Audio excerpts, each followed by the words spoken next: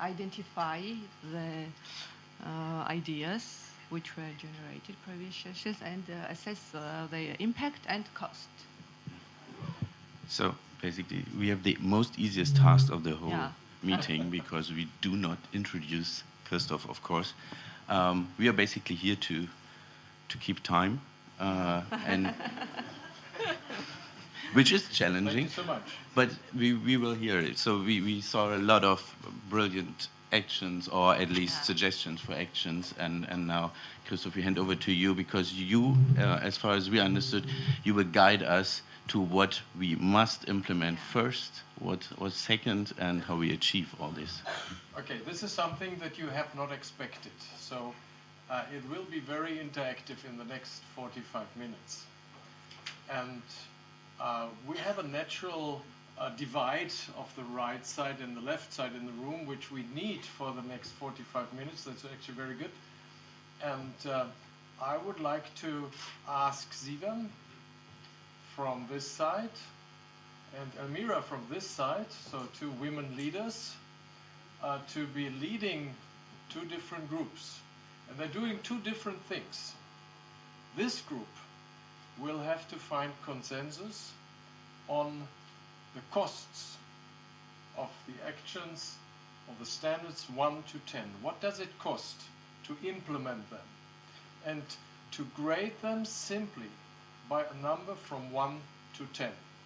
1 is very low cost, 10 is very high cost.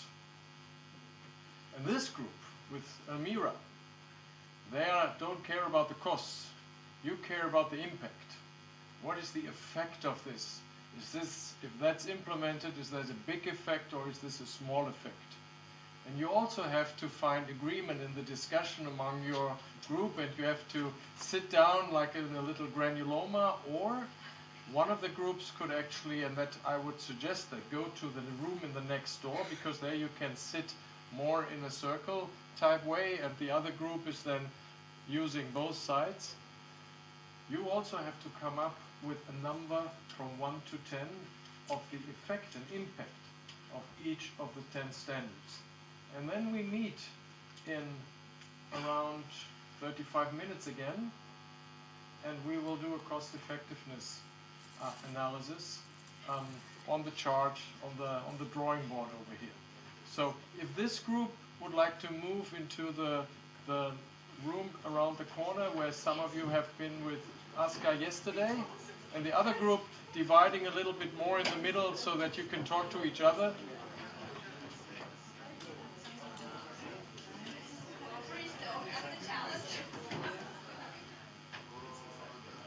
So 45 minutes.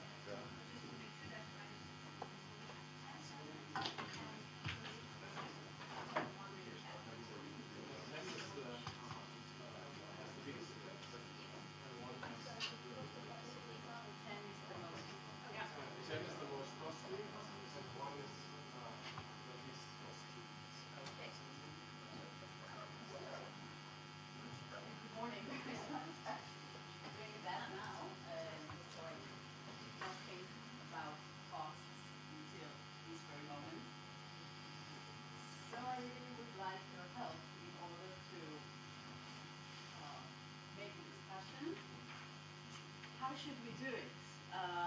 Let's start 1 to 10, and we will, everybody just really say whatever you think about the costs.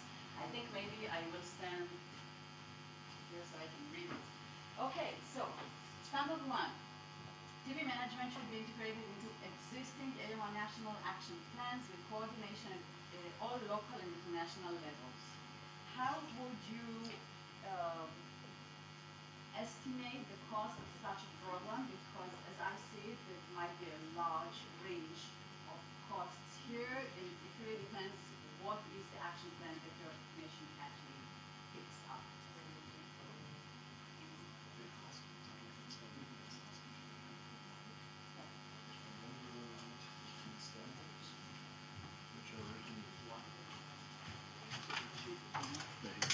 Oh, yeah, how comfortable.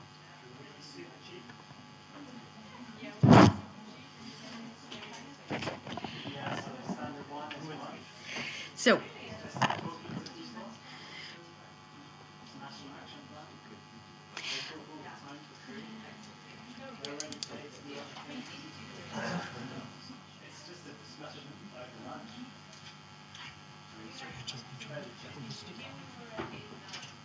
Oh wow, okay.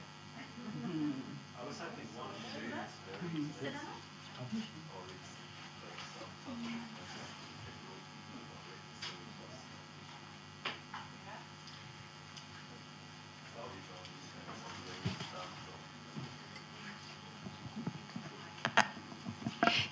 okay.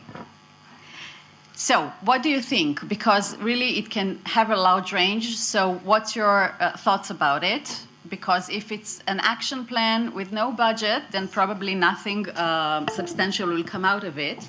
But if you put a lot of budget in it, you might get a lot of impact.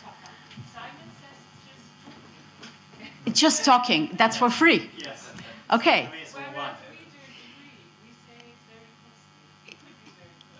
I know that you think so too, that it's very costly.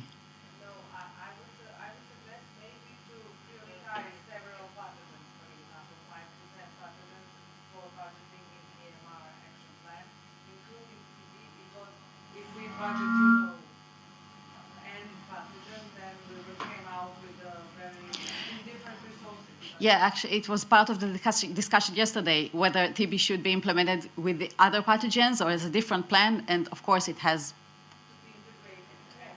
We have concluded it should be integrated in the horizontal ecosystem. But I think we kind of assume that AMR national plans in more cases. Mm-hmm. Yes. So that TB is has to Only to add, yeah. You just have to slip it in. Yeah. And therefore Then the it cost is much easier to budget. Well, everyone's got an AMR action plan, right? So there's already been a United Nations General Assembly on AMR. That was without TB initially. Now, over the last 2 years, they've integrated TB into AMR internationally. And so it should already be done. So it should already be something that is on the agenda for everyone. And so my hope is that, you just need to emphasize, hey, TB is an AMR pathogen according to WHO, according to the UN. What are we doing nationally to do this? So I think if you all agree, if we can grade it as maybe between 1 to 3, we will get to the final grading at the end when we have all the results. Okay, yeah. I have one objection. I think having done particularly with political work in Germany, I think it's, of course, it's only talking, but it's a lot of time. Mm-hmm. It's cumbersome. It takes years to approve something or to get something going. And I think from the national level, there's a reason why it's not integrated into AMR studies. Because sometimes it's because funding and competency in competition. So it will be not that easy just to go there, raise the hand and say, well, it's the idea as well, and you will not be hardly invited in. It's I because guess of it will the be federal system. So in Germany, Mm-hmm. the federal system of states and regions is what complicates your model. no Other countries have AMR on a national, yeah, you have a national level. Yeah, it is. Should Yeah, be easier. I'm in contact with them, but Okay. it's I just want to raise the point that political work is always underfunded. Because Yeah. people are doing it on the side. Yeah, I see. So if we don't allocate any funds to it, it will not be done.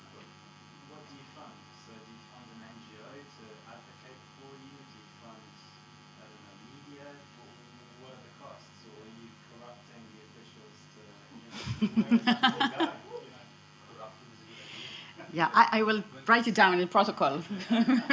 Recommend corruption. There's actually specialists in political work, consultancies, and there's people to ask, there's people that know whom to ask and whom to put on board, or know which opinion to speak and to whom to speak. And that is all things that we do. So the verdict would be not the lowest cost, but not on the high side of the scale, right? Okay, so I'll write down 2 to 4, and then we'll come to final decision. Standard 2. I'm pushing in advance because we are short in time. Surveillance system should be implemented to monitor TB incidents, MTB drug-resistant patterns, treatment adherence, and outcomes.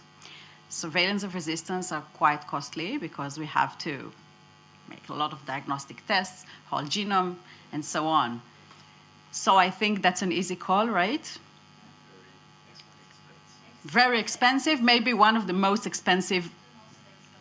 Okay, that was easy. Okay, and the importance of it cannot be underestimated. Okay, standard 3. Healthcare providers, people with TB, and the public should be educated about TB and the principle of AMS. Again, I think it really depends what is your plan, because there also can be a plan with low budget or high budget, and you can include all sorts of activities in this plan. So what's your thought about it? This shouldn't be too costly, yeah? Because that is capacity building.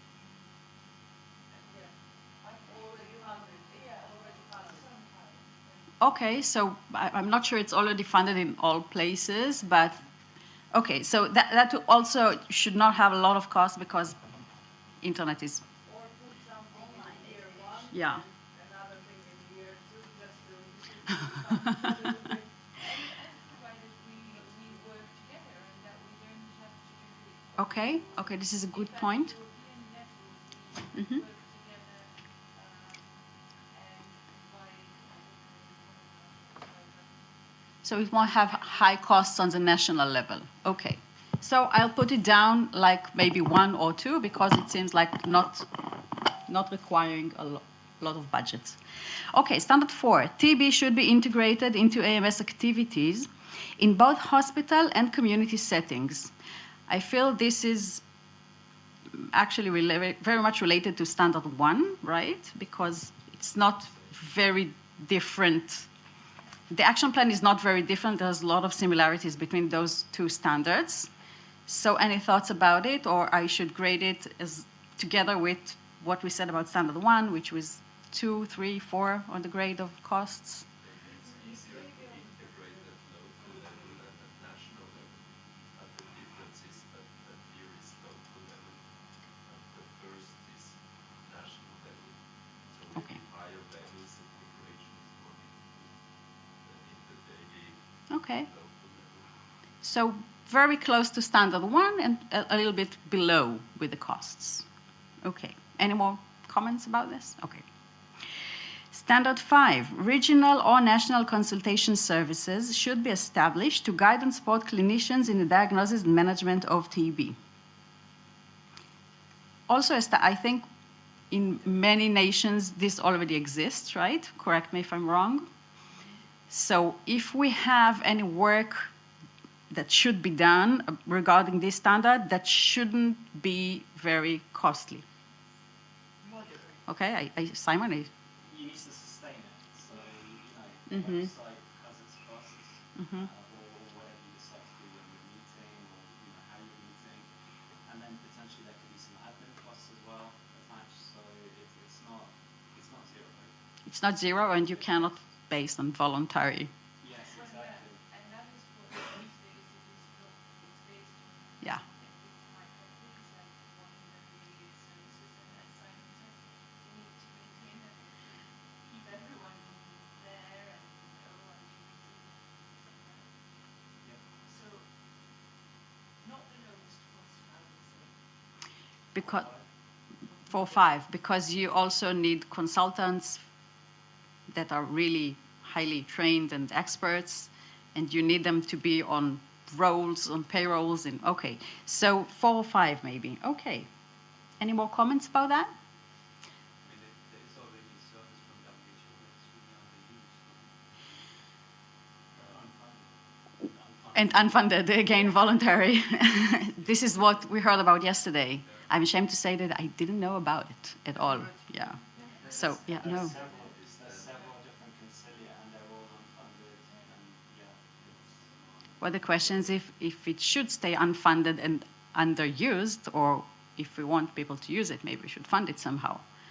But you say maybe 4 to 5. Okay. Standard. Is standard again, there is a mention in regional or national conservation services. Maybe if you compare with the WHO international service, which is free. Yeah, so it's free for use, but then to keep it running Mhm. has a cost, and it obviously depends on what standard you want that service. So to have, an answer within 48, 72 hours from 3, 4 different experts with amalgamated advice, which is recommendable, they have insurance if something goes wrong, potentially to gatekeeper for the new drugs coming out. You want to have something which is robust, which is also often webinars and CPD opportunities to commission. Will have a certain cost. But yeah, absolutely. I'm sure that all of us, as specialists, are more than happy to volunteer our expertise at any time. It's just obviously, if you get something out of it. I couldn't agree more that it should be funded, and you cannot rely on voluntary activities if you want something to be. We're all burnt out after COVID, I think. So. After COVID and before Hanta, Ebola, and so on. Yeah. I agree as well that it should be funded, but if I compare that to the other packages that are quite large, and if you compare it to each other, I would say it's more in the direction of low costs for us. It's 900 cases, I think, and not all of them are complicated. Mhm. So I guess we don't need full-time jobs for all of them. Okay. So I think we're in the direction of 4 or 5, and we'll see in the end how we do the final grading. Okay. Standard 6, persons at high risk of TBI should be tested and or offered preventive treatment with a decision to test directly guided by the epidemiological background. So we do that, right? Everybody does that in his country. So the question is, what are the extra costs that we are going to have in order to change our way of action regarding these standards? Because I think that's very variable between nations, but what do you think about that? Yes, I think we need to be ambitious and forward-looking for standard 6. So in the case that a vaccine comes, and so in Asia, they're already thinking about implementation, they're already investing money within their programs to see how they can implement a vaccine over the next 2 to 3 years.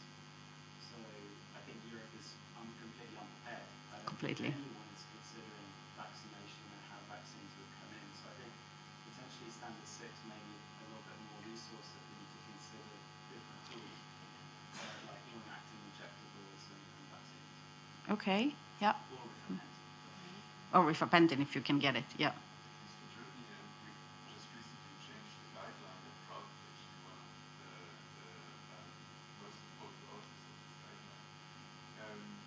We are facing massive cost increase actually when we want to test everybody who is at epidemiological risk of TB. So I think like maybe a tenfold increase. Because of what? Due to biologic treatments? If we were to test everybody who is from his country of origin at an increased TB risk, then we would have to choose, or we would have to test many people, Mm-hmm. and that would increase at least our testing costs. But I don't know how you're doing it.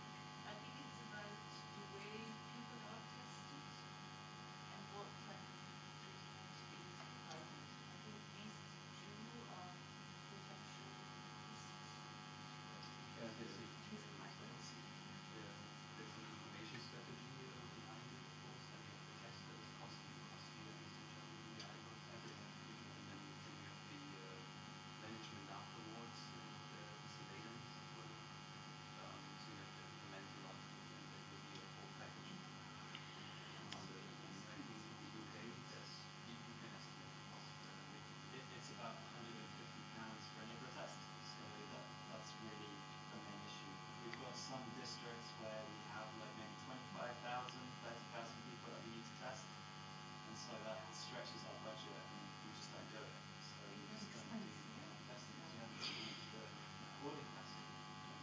So you're saying, increasing needs, increasing indications, increasing costs because there are more tests, more options for testing, cost of treatment. So you're saying, and for my humble opinion, I think this is the most important field work in order to actually prevent active diseases. So I think it's going to be graded very high, 9, 8, 10. The volume is less. The volume is yeah, okay. Okay. Any other comments about this? Yeah.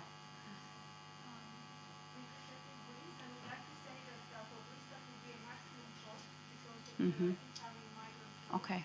For also scattered across the islands of the Aegean. There is no infrastructure there, so you have to deploy portable units, ultra-portable X-ray, and these people would also have to provide it with a place to stay and food. It would be very expensive to deploy, and treatment would be also very difficult because people move very much from one refugee structure to another, and they're very difficult to trace. It would be so expensive that it would not have been feasible for Greece. So logistics is also a huge cost in this specific standard. Okay. Okay. So I think we're going 10 probably. Okay. Okay, I totally agree.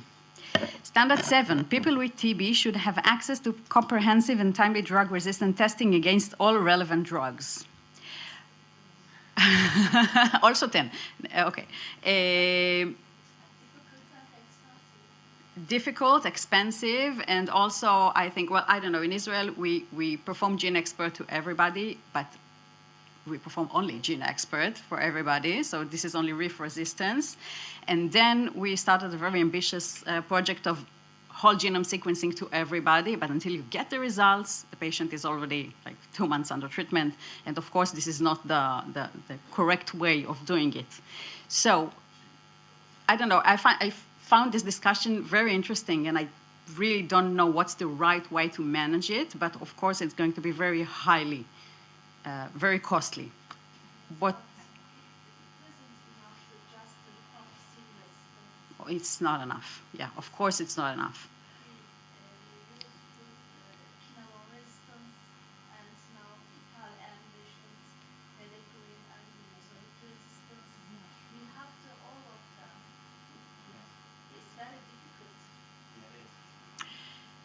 So if you're thinking maybe TNGS to everybody, of course, this is,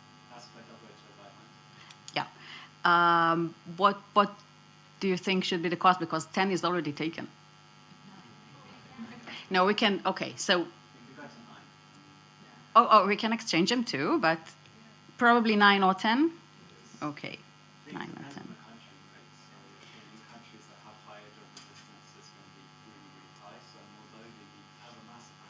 Yeah. But you know, in the UK where we don't have so much drug resistance, or whole genome sequencing is free for us because of the University of Oxford. You know, it could be slightly different. So I'm just thinking, you know, if it's expert negative for function resistance, you have no cost. Mm-hmm. So not all of us have so much drug resistance. Yeah, there's a large differences between nations because we also have only 10% resistance TB. So okay, but it's probably going to be very costly for most of Eastern Europe. Okay, standard 8. TB treatment regimens should prioritize efficacy, safety, and prevention of drug resistance. What do you think about that? Because I'm not sure what are the costs here. I think that maybe here we can save money. Which standard are you at? Standard 8. Your special standard. 3 minutes. Okay, okay.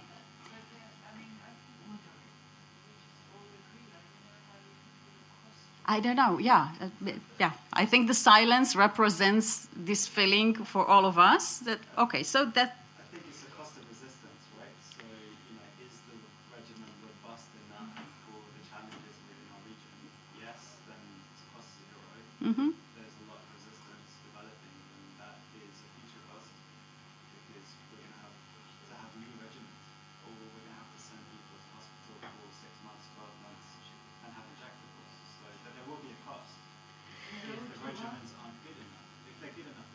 Yeah, but it's very hard to put a price tag on this specific. It may also lead to eventual stock outs. Mhm. If you have stock outs, you will not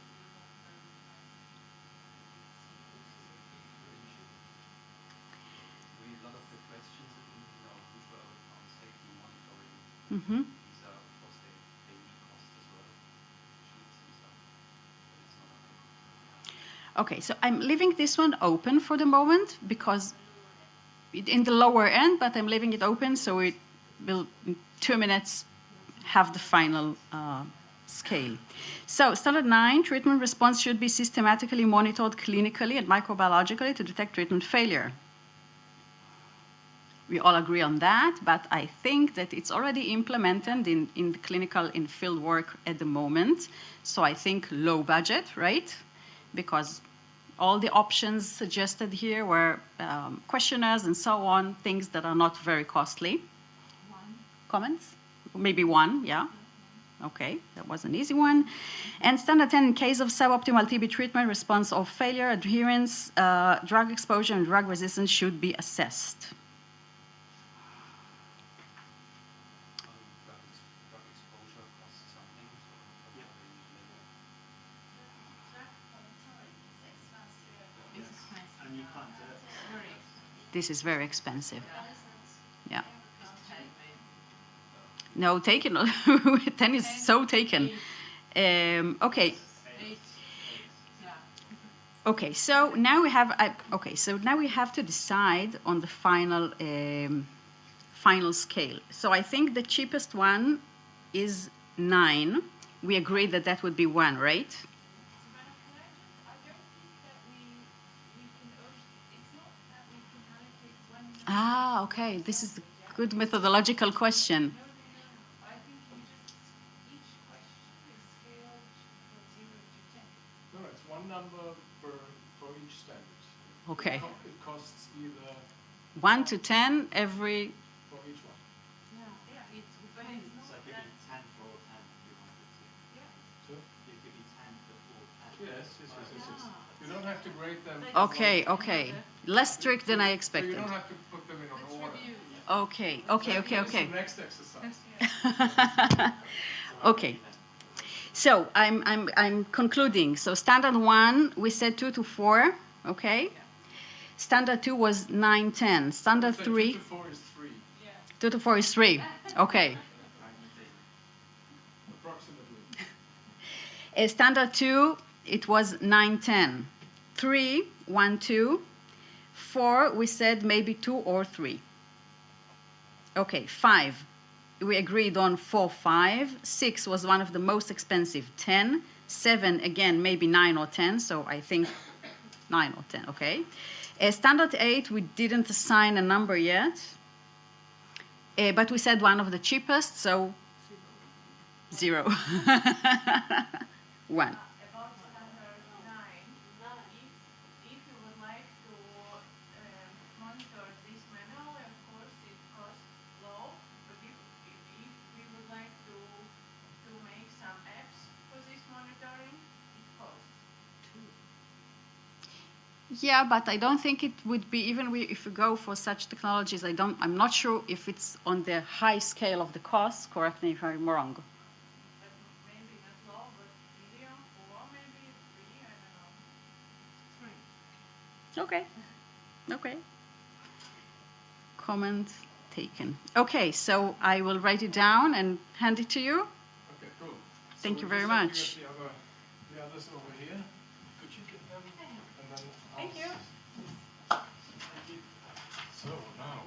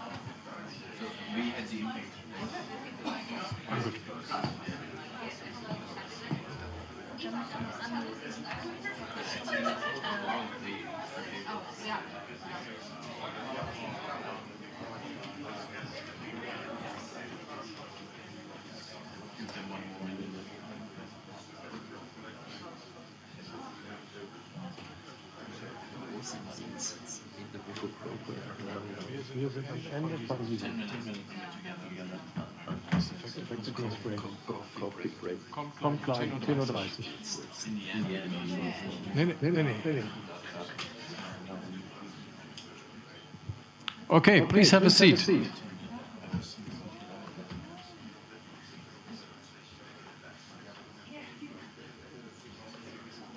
Standard number 1. What is the cost? The cost is 3, that is here. And what is the effect? 10. Okay, maximum effect. So we're going with standard number 1 right here. Standard number 2. What is the cost? What is the effect? 10.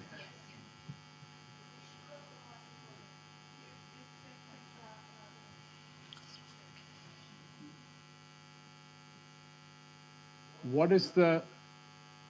Oh, I don't have to be that loud.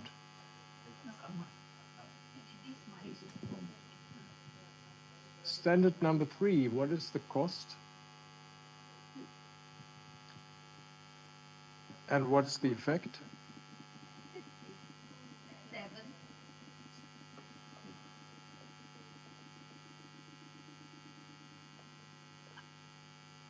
Sorry?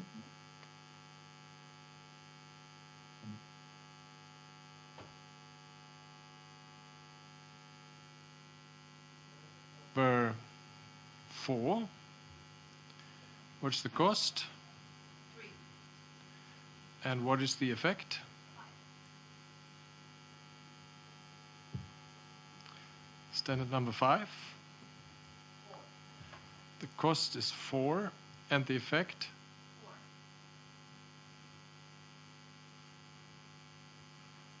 Standard number 6. 10.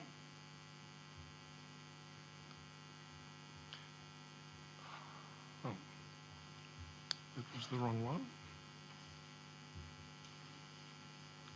Cost of 10 and effect? 5.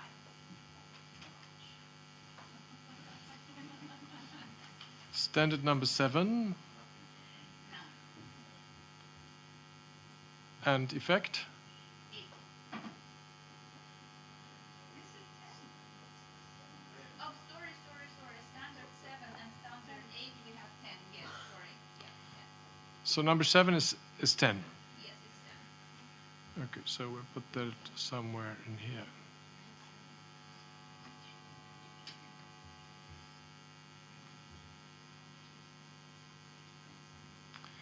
Standard number 8. Cost is 2. Impact is 10. Cost is 2, impact is 10.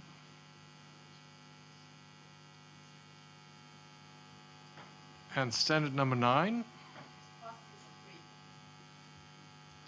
3. And impact Into 7.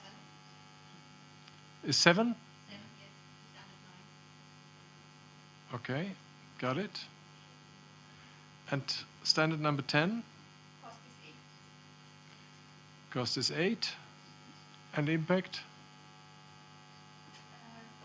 Couldn't come up because we were short of time, but we all agreed that it's the lowest of all others, so let's say it's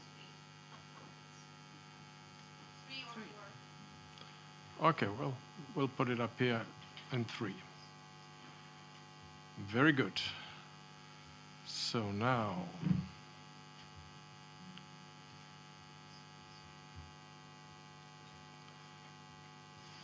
Can we see this? Okay. So it's a simple exercise, and probably the most credible persons to perform this exercise would be the national TB program managers, who have impact in mind and also have some ideas about the costs. Some of us are not so much in the business that we could credibly actually measure the cost nor the impact, but this is as good as it gets, and we have a group consensus. We see that we have 4 different areas here. We have one area with high cost, but not so much impact. That's not what we want. So we would not prioritize item 10 or item standard 10 or standard 6 because their impact is not so great, but the costs are high. We also have 2 groups where we either have a big effect, that is number 2 and number 7, but it comes with high cost, or where the effect is not so big, but it is rather inexpensive. That is number 5. The best is that we have 4 standards, or let's say 4.5, because this standard number 4 is here on the margin, that we identified as a group with 2 different independent group processes as being effective and don't cost very much. So almost half of all the standards being standard number 1, that is on, don't say anything wrong, that is that integration of AMR into national action plans and coordination on national and local levels. That doesn't cost much and it's highly effective. Standard number 3, the education of healthcare providers. Let's take standard number 4 also, the integration of AMS activities both in hospital and community settings. And 8 and 9, that regimens should be prioritized on efficacy and safety and prevention of resistance and the monitoring of treatment response. All of them have been identified as not costing so much, but being effective. So if we want to get started, these are the items that we should start with. That was the reason why we did this exercise, to identify this. And now it's coffee break. Thank you.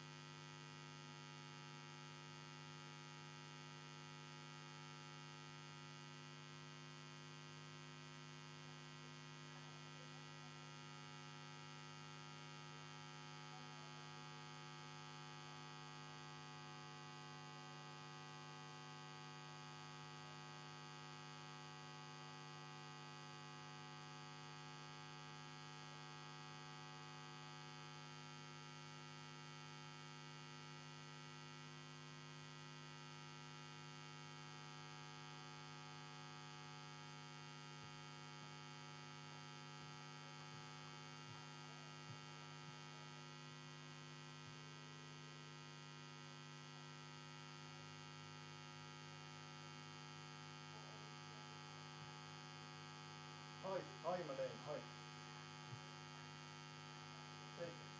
Take it, or take it.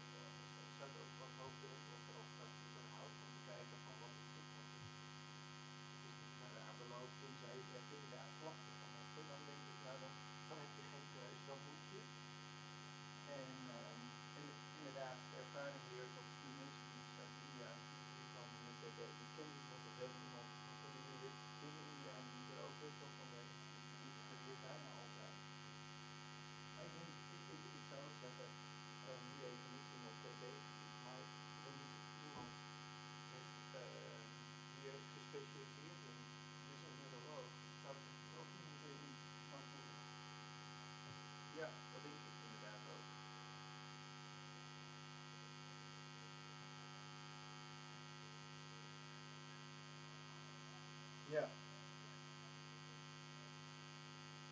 Precies. Nee.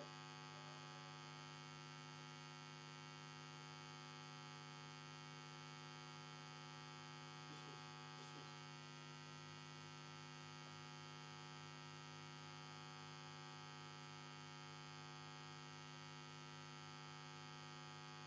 Nee, precies, dat kan inderdaad en dat kan zijn al vervelend in de kant van het orgaan. Het is niet meer expertise op het gebied van de longen met TB, zeg maar.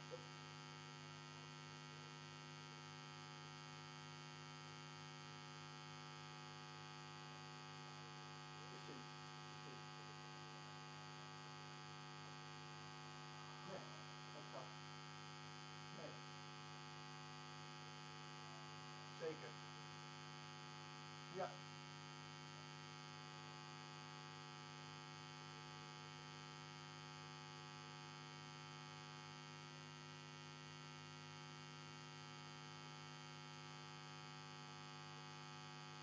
Zeker. Zeker. Weet je, dit overleg ik ook met onze neuroradioloog of met onze neurochirurg.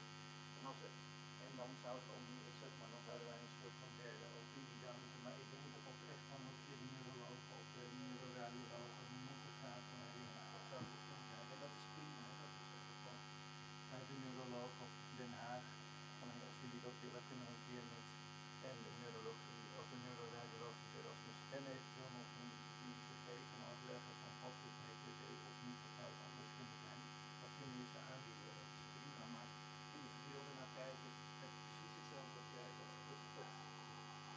Dat gaat mij ook niet lukken. En dan gaan we denk ik inderdaad nog te veel op de stoel van de andere behandelaren. We gaan zitten die dat heel fijn zullen vinden.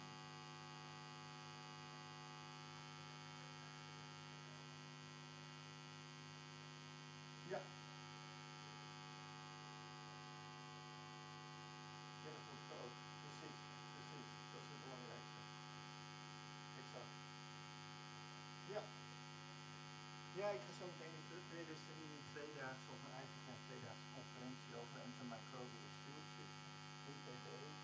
En hier om te kijken van hoe kunnen we ervoor zorgen dat het policy is. En het is eigenlijk ook van WO region Europa, dus ook met Oost-Europa en Centraal-Aziatische Republiek en te kijken hoe kunnen we veel meer gezamenlijk optrekken. Het is natuurlijk gewoon internationaal, met alle nationaliteit. Heel veel meer kijken en hoe kunnen we met elkaar veel beter werken. Dus ja, leuk. Ja, zeker. En heel belangrijk, dat denk ik ook. Zeker, zeker.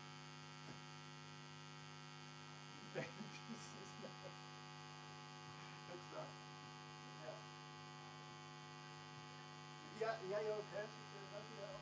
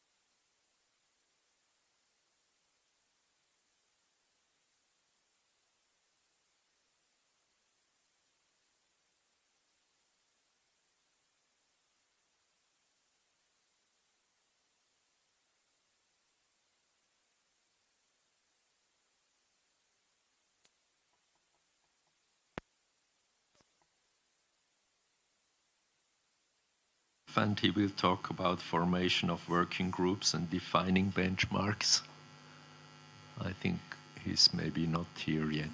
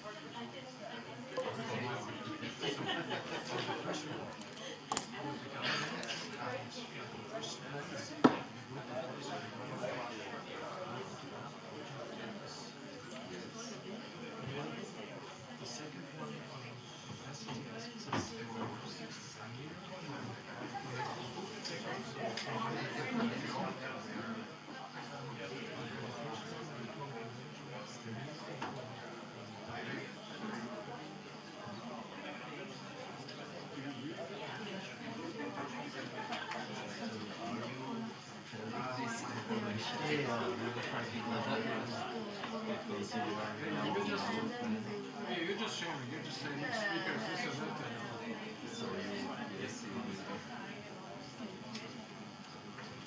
that. So we are just a little bit late in time, but we want to start right away because everybody wants to be ready for his flight and not miss it.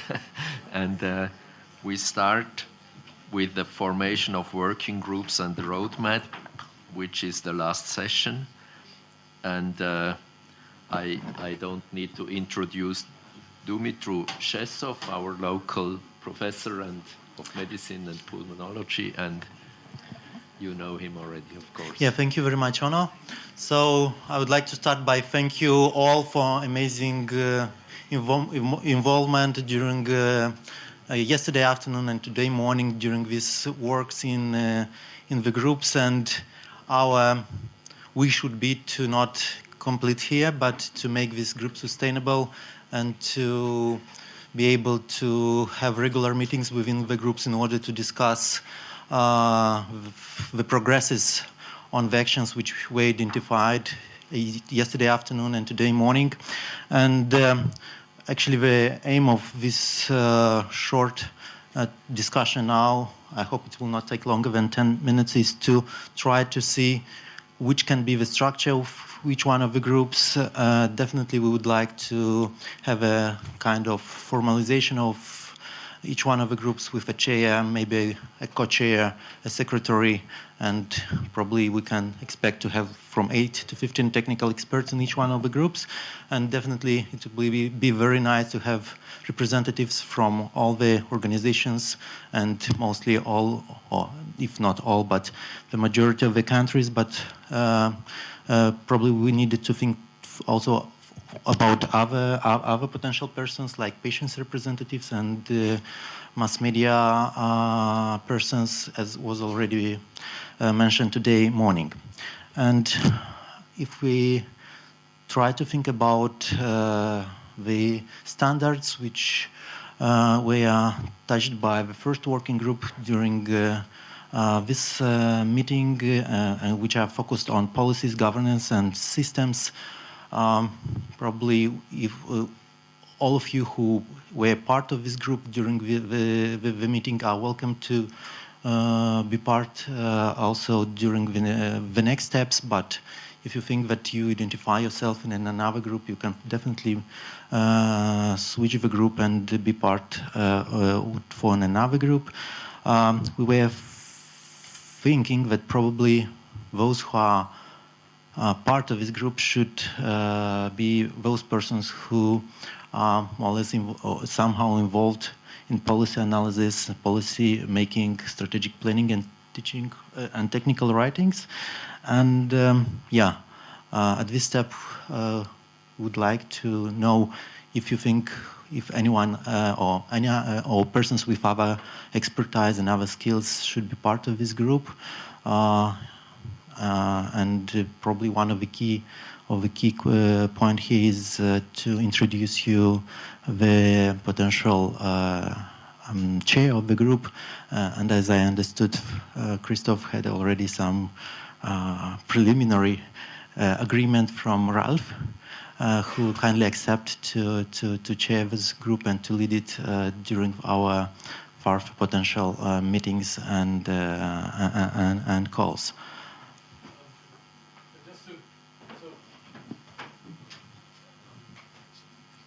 If anybody says, I want to do this, It should not be like preset. So if anyone says, I would like to share this group, it should not be already prearranged. So if you want to step forward and say, I would like to share, then we should have a formal voting. I was suggesting that Ralph could do this because Ralph is in the German Central Committee for the fight against TB and his experience in working both with the German government but also in experience in writing guidelines for the German the German TB guidelines.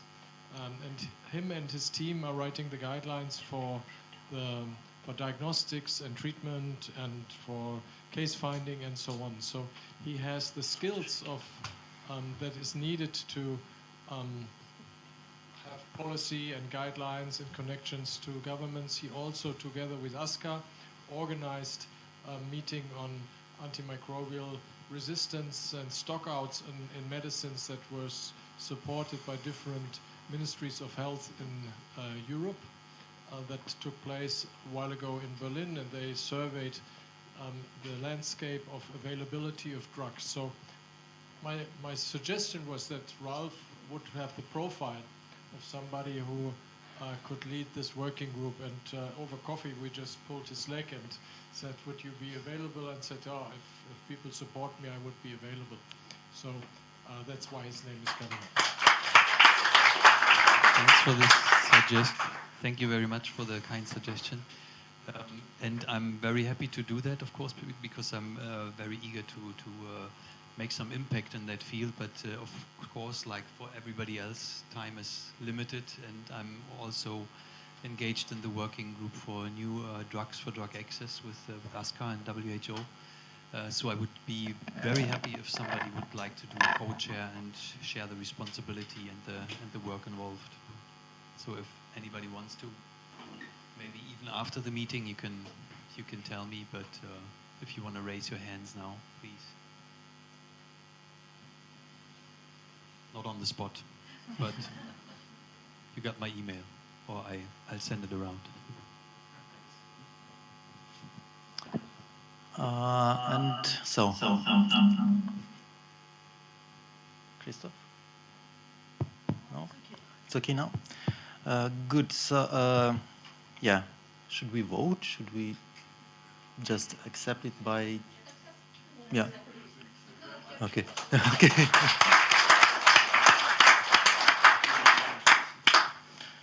Okay, and in case of work group 2, which is supposed to focus on access and diagnostics. So again, as a potential suggestion for who have to be here, or which kind of skills should people within the group have, probably this, of course, should be people who have some experience with laboratory systems, data management, quality assurance, but also researchers, but also clinicians involved in diagnostics. And again, as for the policy group also, we definitely would like to have patients representatives and mass media representatives. And again, Perhaps somebody wants to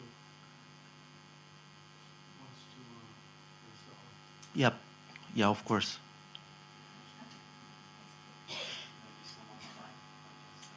Are there any volunteers that would like to?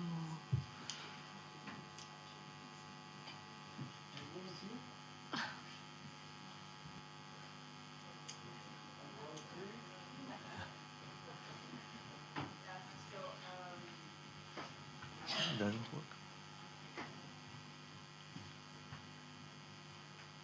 So as talked before, I would be happy to...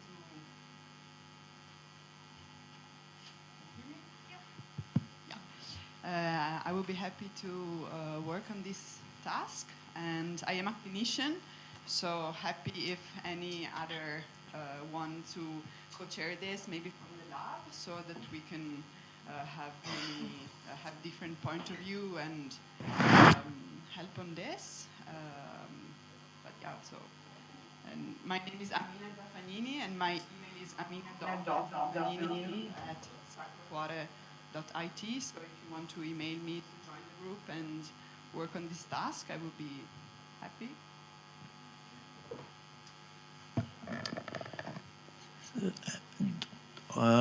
Do you want to say something?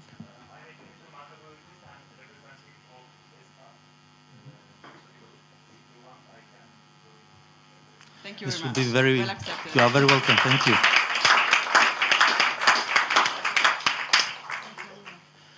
Does anyone else want to come with any suggestions how this group can be organized, or is anyone who would like to comment on who else should be involved, or which our organization should be invited to be part of a working group focused on these topics?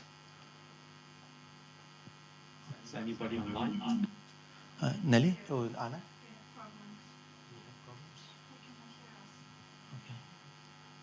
Okay, it's a pity. So, and for working group 3, which is focused on management, monitoring, and stewardship practice. Yeah, if I'm correct, this was the largest group which we had during the meeting, and definitely we would like to keep this large representation, which probably should, within the group we should have definitely clinicians, but also antibiotical stewardships officers and other persons. And yeah, again, if you have any suggestions or any comments on how we are going to build up a group focused on these topics, please feel free to come in front to take the microphone. Yeah, and as I know also already Elmira has something to say. Yeah. Yeah, actually I was approached during the coffee break that what about it? Did I feel that? Yeah, actually I could volunteer because it is close to my everyday practice, it's close to my background, it matches my experience, and it's the area of my interest during many years already. So I'm ready to volunteer, and I would be really happy if someone joins me in this group as a co-chair, and I will be really happy to see all of you in this group. Thank you, Elmira. Anyone else who would like to be part of a group, maybe as a co-chair or as a secretary? Yeah, please. They aren't here, but I'm recommending our chair or scientific coordinators. They are both pharmacists, Diane or Lucy. They are, I don't speak with them, but I recommend also them.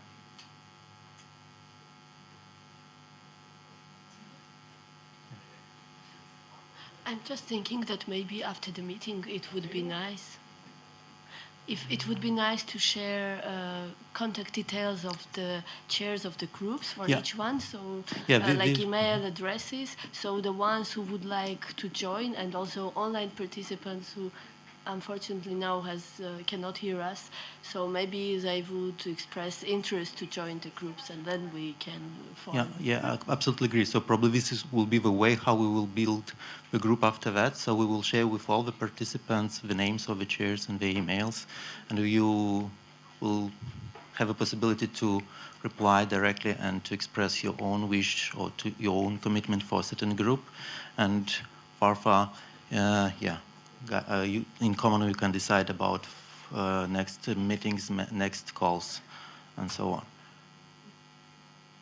on. So basically we had 3 groups, but if maybe you have suggestion that we should establish another group focused on maybe not a specific standard, but some other issues related to antimicrobial stewardship, yeah, we will be very happy to hear about it.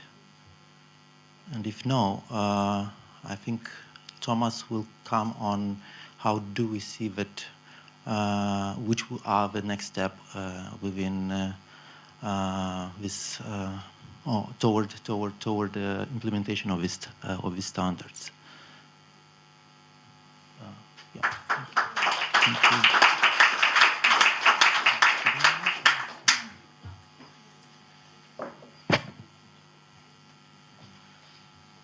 Yeah, thank you very much, Dumitru. And so we are on time, and we can take the next speaker, which is Thomas Theo Brehm from Borstel, and he will present the idea about action plan, roadmap, timeline, next meetings, next reunion, what could be realistic, and what ideas are already in the room.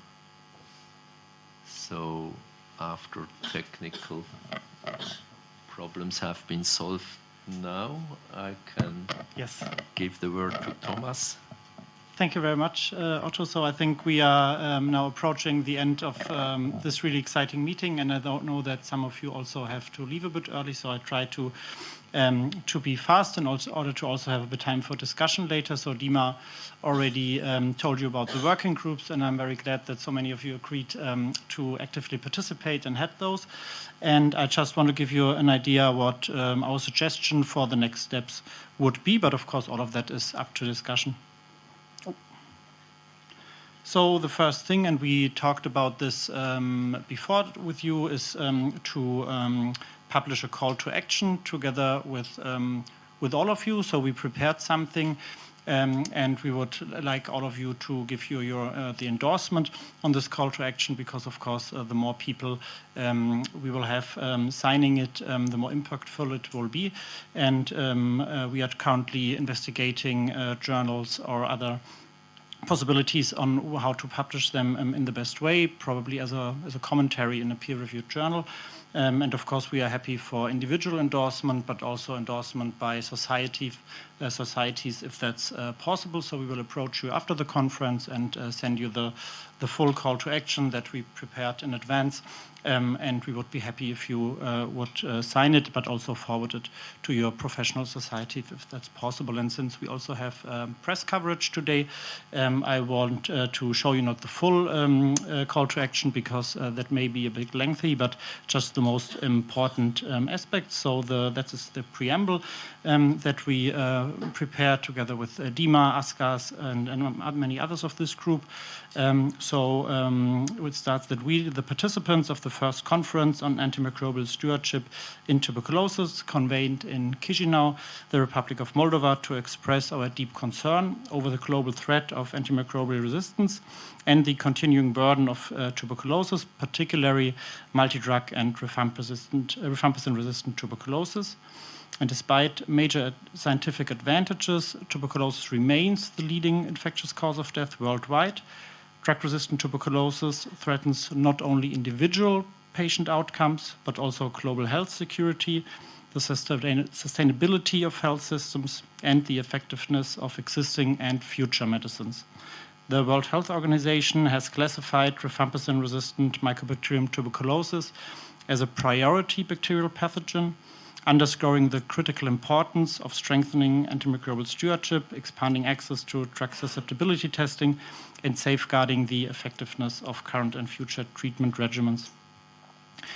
And we hope that we captured everything that was discussed here during the last 2 days. And it goes on that building on the recently developed international clinical standards for antimicrobial stewardship in tuberculosis, we call upon governments, international organizations, healthcare institutions, researchers, civil society, and healthcare professionals to take urgent and coordinated action.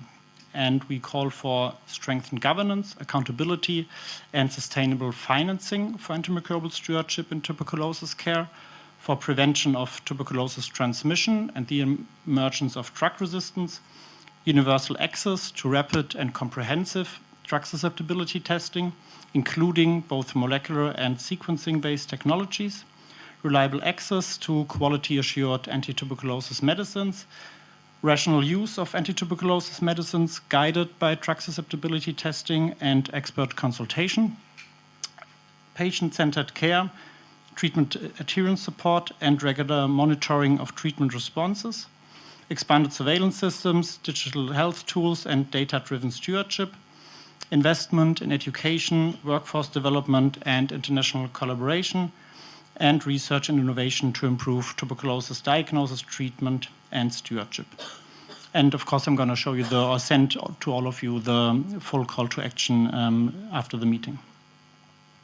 The next step after this call to action will be the survey that I showed you, and we discussed, of course, that there are some things that we have to look into in a bit more detail, but we are currently trying to sort these things out, and the aim would also be to publish the survey in close temporal proximity to the meeting.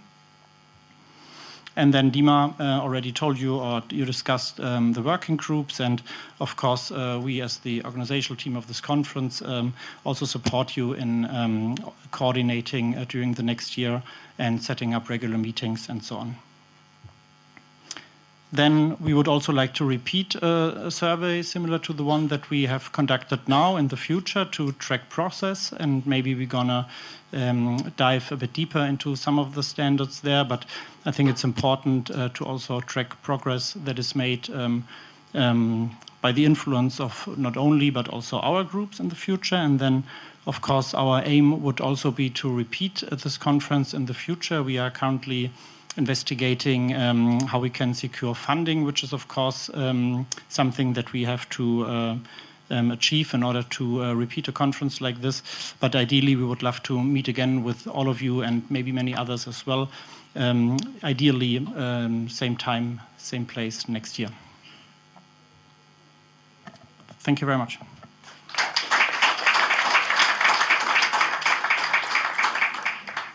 Thank you very much for this comprehensive presentation. I think we can open the discussion and ask you whether you have some comments on the proposed text, or whether you want to have changed something.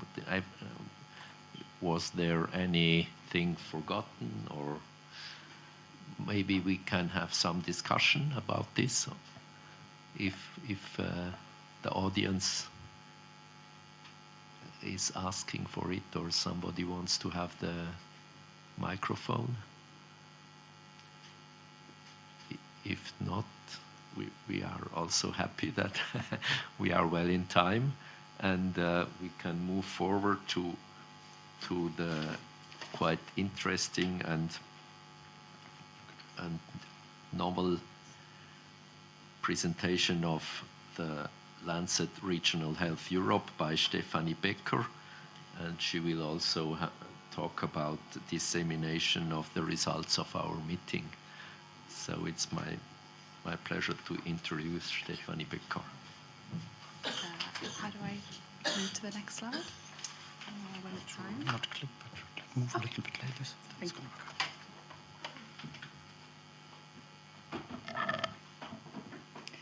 Okay. Thank you very much for having me here to speak today. My name is Stefanie Becker. Thank you for introducing me. I'm from the Lancet Regional Health Europe, and I am a senior editor there. And Christoph very kindly invited me to come and speak to you all today a little bit about the Lancet Group in general, and more specifically about the Lancet Regional Health Europe and opportunities to collaborate together. So I wanted to start off by talking a little bit about the family. Then I'll move on to maybe give you some tips for writing and publishing. I know several of you have spoken to me a little bit about maybe some manuscripts that you might have coming up. It's very difficult to know what journals look for, so I will give you some hopefully helpful tips. And then I'll talk about the journal, our aim and scope. As I said, some opportunities for collaboration, and then hopefully if there's time, we'll have some questions and feedback.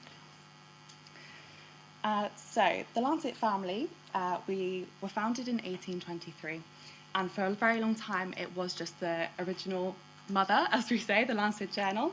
And I was speaking to Christoph a little bit earlier about the concept of social justice and how important it is in TB.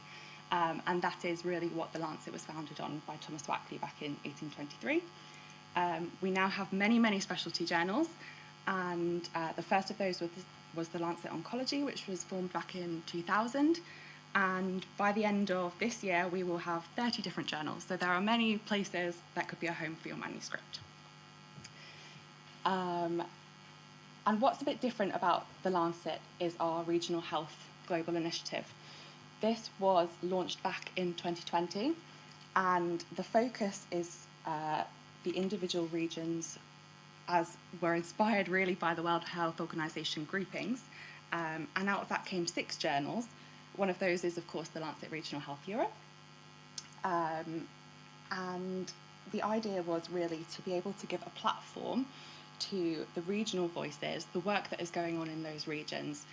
Our regions are not all the same. Within regions, there are lots of differences, and having these regional journals really gives an opportunity to highlight those differences within the regions. Very broadly, this is how we can categorize the Lancet family of journals. I know it can be a little bit overwhelming because there are so many. So we have the clinical journals from the Lancet Oncology all the way through to our recently launched Obstetrics, Gynecology and Women's Health. We have more thematic, so public health, primary care, and then, of course, the Lancet Regional Health, which I've talked about just now. And we also have e-clinical medicine and e-biomedicine, which are our discovery science journals and focus more on translational research and early phase research. So now I'll tell you a little bit more about the editorial processes. So as I've said, we are very much a family of journals. What that means is that any paper that is submitted to one of our journals is likely to be discussed by all the editors, regardless of which journal they work specifically for. So if you were to submit your paper to, say, the main Lancet journal, we would all talk about your paper. If it doesn't quite meet the bar for the weekly Lancet journal, then there's an opportunity for editors within different journals to comment on whether they think it might be a good fit. So we have this internal transfer process.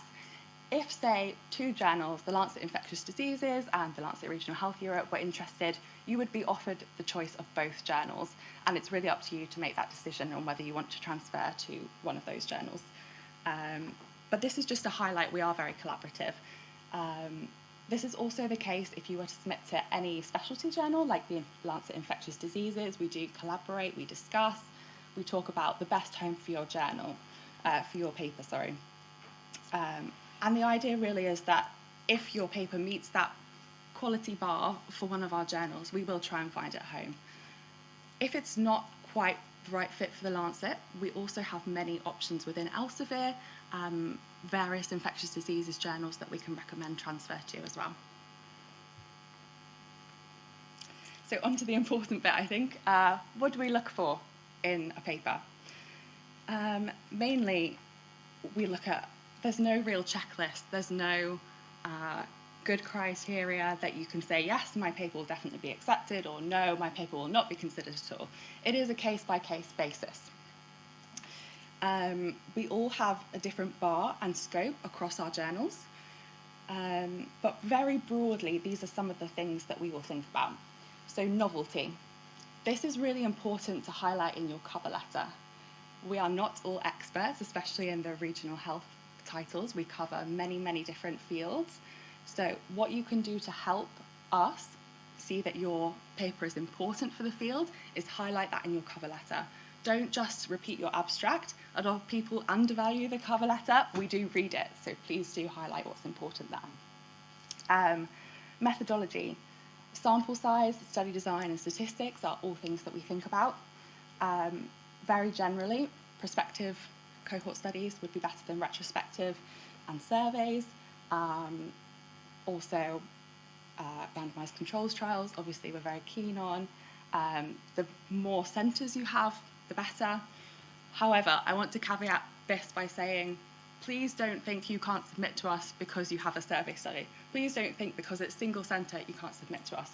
It is case by case. We will think about other things like the clinical relevance, the policy relevance, the societal value. So please do submit to us anyway. It's case by case. It's not black and white. And we'll also think about things like whether there's strong support for the conclusions that you're making.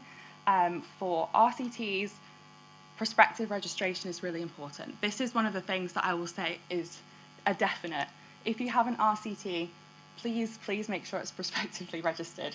If there is retrospective registration, it is unlikely to be considered by a Lancet journal.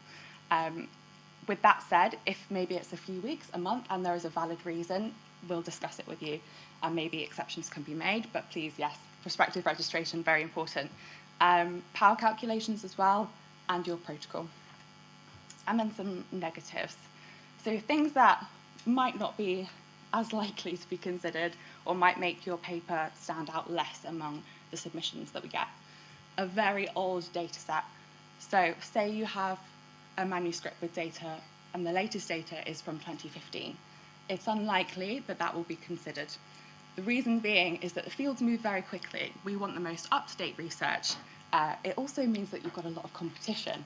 So what we would really encourage you to do is, as soon as you get your data, start analysing, submit as soon as possible.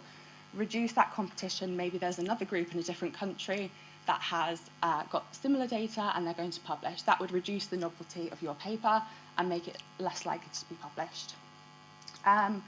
Survey-based studies are low response rates. Please do try and get as high as you can. I know it's very difficult for surveys. Obviously, we're not expecting 100%, but it is something that we do just consider. For modelling studies, we like to have external validation, and weak associational studies or hypothesis-generating studies also we're less keen on, but again, these case-by-case basis. And then I thought it would be useful just to give you some examples of editorial decisions behind some of our published papers. So this is a paper on adjunctive betamethasone treatment of hypoxemic adults hospitalised with Mycoplasma pneumoniae community-acquired pneumonia. This was a RCT that we have recently published, and it was actually presented at ESPED Global a few months ago. This was across 8 centres in Sweden, so immediately you can see 8 centres, multi-centre, that's great. RCT, obviously gold standard, wonderful. And the novelty here was that it was the first pathogen-specific RCT that evaluated this intervention. The evidence before this was actually just 2 retrospective cohort studies. So that is a really big advance that we had in this study. And the implications were that adjunctive betamethasone was well tolerated and significantly shortened the duration of hypoxemia. So this was a positive outcome trial. However, even if it was a negative outcome, we still would have considered this trial. That is because of the novelty and because of the RCT design and the 8 centres in Sweden and the fact that it was well powered. So it doesn't need to be a positive trial. We will still consider negative trials. And then this is my second example, so this may look a bit familiar. This is a paper from Christoph's group. It's on treatment outcomes and long-term relapse-free survival in Latvia. This was the first nationwide study from a high-burden European country to compare the different definitions. And the implication was that long-term relapse-free outcomes substantially exceeded treatment success defined at treatment completion. This study comes from a very underrepresented area. That is something that we're looking to do more of, is to publish from underrepresented areas in Europe. So that's a major positive for this paper. Aside from that, we don't receive a huge amount on TB. Hopefully that will change after this. And also it's had the novelty of the first nationwide study. On the right, I just wanted to show you a graphical abstract. So we don't do this for every paper. We just do it for papers that we think would really benefit. Maybe it helps make the message clearer, or maybe it's particularly important paper, as we felt in this, and we worked very closely with Christoph and his team on this one. But we think this is a really nice way to disseminate the findings. This is created in-house by our graphical abstract team, and it can be used, for example, at conferences. If you are presenting your paper, we're happy to provide. I think it's a really nice way to just show this graphically. And then let's move on to talk about our scope. So we have a very similar scope to the main Lancet journal. That being, we cover clinical, global health, and public health. The difference is that we are specific to the WHO European region, but also we look at intersections with other continents. So if you have a multi-centre study, and some of those centres are in Europe, others aren't, we would still consider that because we're looking at the intersection. We have 12 online issues per year, similar to many of the other Lancet journals, and many of these article types are the same across all Lancet journals. So we have the research articles, systematic reviews and meta-analysis, health policy, review type articles, personal view and viewpoint, comments, correspondence, and then we have 2 article types that are quite specific to the Lancet, and those are series and commissions, which I'll talk a little bit more about now, but they aim to produce recommendations to change public policy or improve clinical practice. So these are some examples of the series that we've published recently to give you a flavour of what we have covered. Most recently, we've launched our Chronic Liver Disease in Europe series that was launched at the Global Think Tank on Steatotic Liver Disease in Barcelona just around a month ago.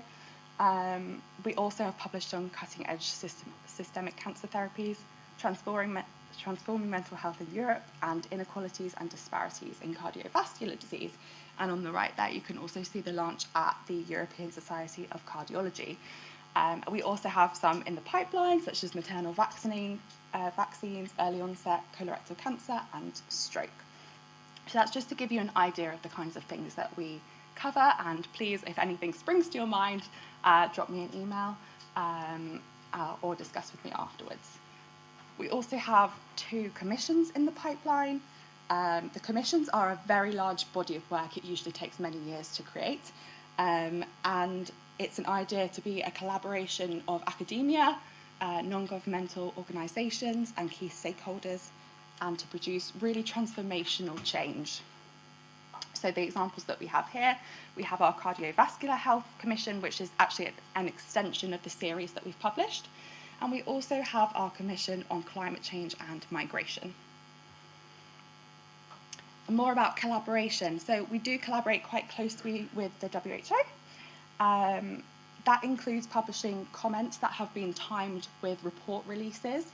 I've included some screenshots on the right-hand side there. Some of these are from Hans Klug's team. And then we also have a collaboration with the European Medicines Agency.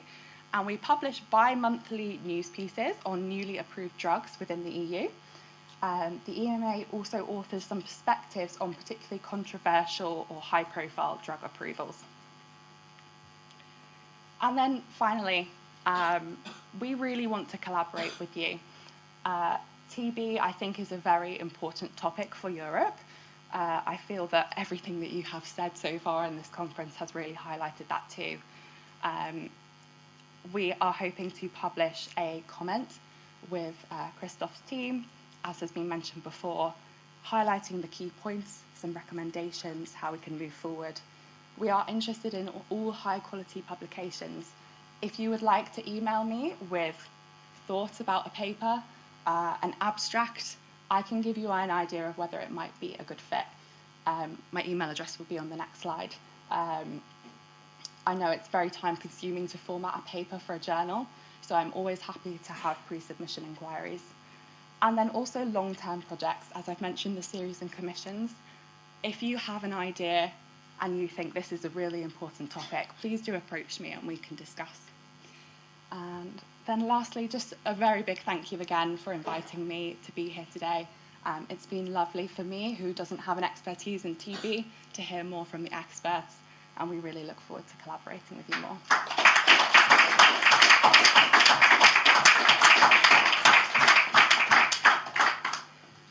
So thank you very much for this very interesting and very comprehensive overview of the Lancet family of journals. So maybe I have a question first. The traditional peer review step, you don't have it? Or Yes, we do. We are a peer-reviewed journal. So initially you would submit your manuscript. It would be assessed by our team. We may talk to other journals within the family about the right home. And then once we decide, yes, we're interested, we would take the paper for peer review. We go through a normal peer review process. We always have 3 clinical or public health reviewers, depending on the topic, and we always get a statistical reviewer as well. So yeah. And is it easy for you to find peer reviewers?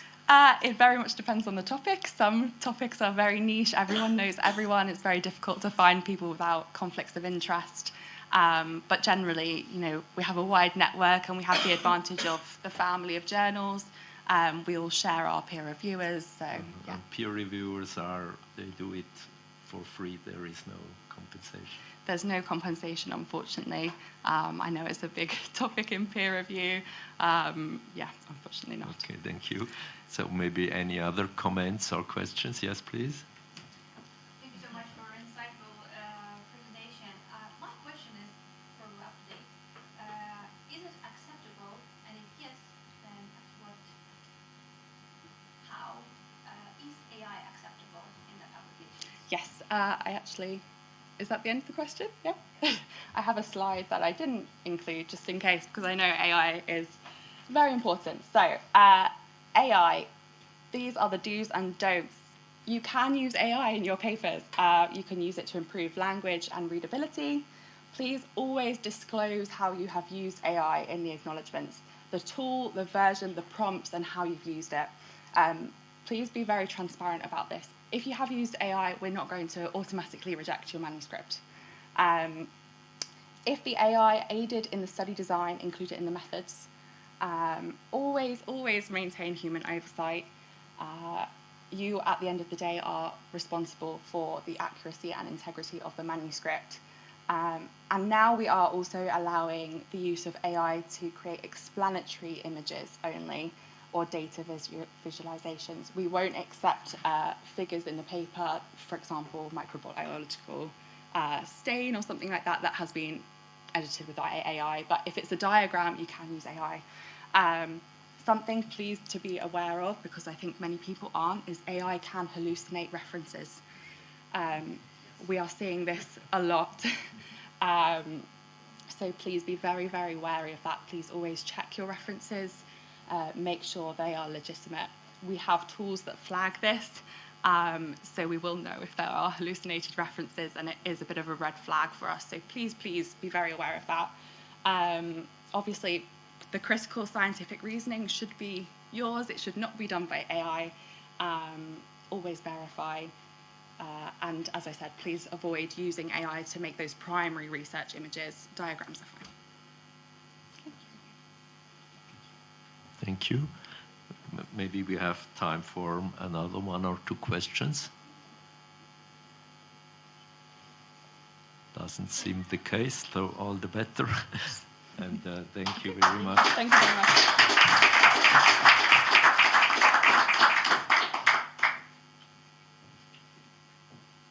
So we are there for the closing remarks. Please, Thomas, Dumitru, and Askar. Okay, then let me briefly start. Thank you very much, everyone, for joining us here in Chisinau and making this conference a success.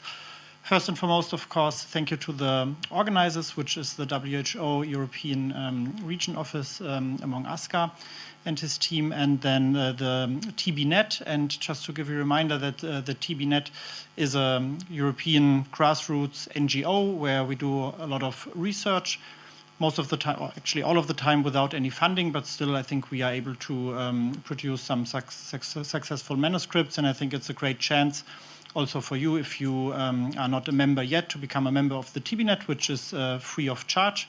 So you can just go to the homepage and sign up online in order to meet other researchers and clinicians and laboratory experts involved in TB care in the European Union.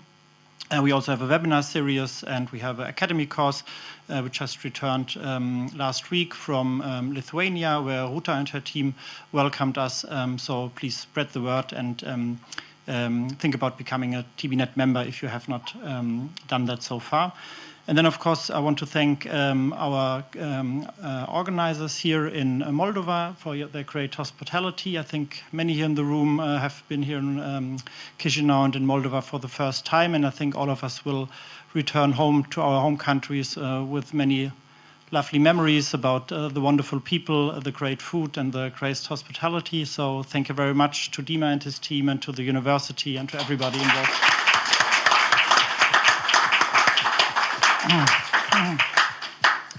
And then, of course, I want to thank again the Oskar Helene Heim Foundation, which gave funding for this conference, and all of you, of course, for your active participation and the vivid discussions. And I'm really happy that that went so well, and I'm really excited to keep the spirit going. And I'm excited where this will lead us in the next month. And last but not least, of course, I want to thank Anne. You all met Anne, who almost, I think, single-handedly arranged this conference.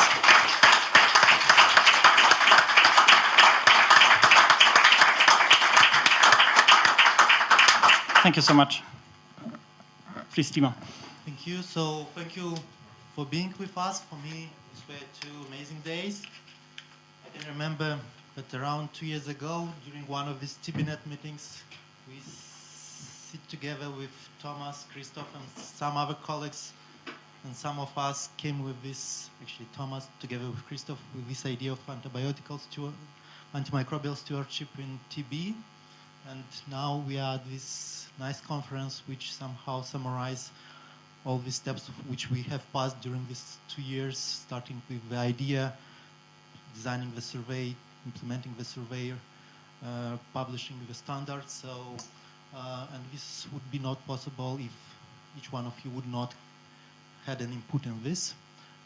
All the colleagues from TBNet, all the focal points for WHO, and also colleagues here in Moldova from NTP, from university, and a lot of thanks for all of you for all of this. Thank you for being with us, and I hope we will see each other in 1, maybe 2 years for a second TB antibiotic stewardship in tuberculosis here in Chișinău. Thank you.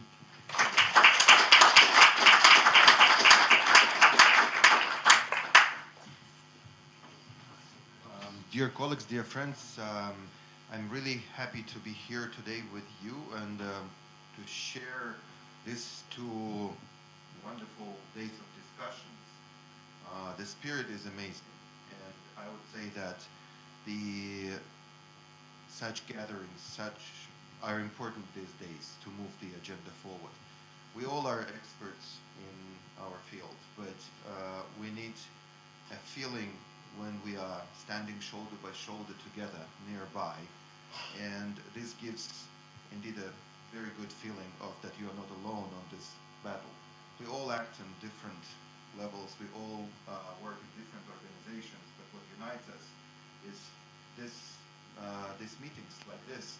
And I'm really thankful for the hosts, for the organizers of this important event,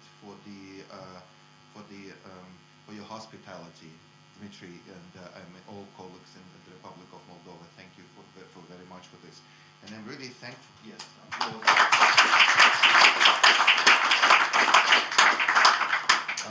Really, a special credit should be given to TBNet. So all of you are TBNet. I'm happy to be TBNet as well. So if I may have a permission to call myself like this. So so that is all the wonderful ideas, the brilliant ideas, and that are really practical and result-oriented, are being driven by the mega minds as yours, like Professor Christoph Lange. I know you for a few years from now, but again, whatever I've heard is only, and whatever I know is only the big credits to you. So,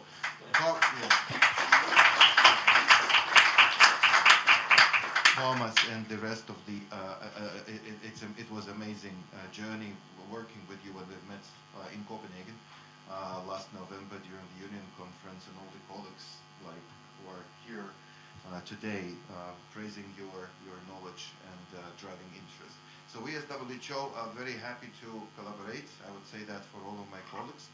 The management at senior level confirmed that in their welcoming speech, but again, you can rely on us. And I think we are not starting from zero, as I said. Thank you.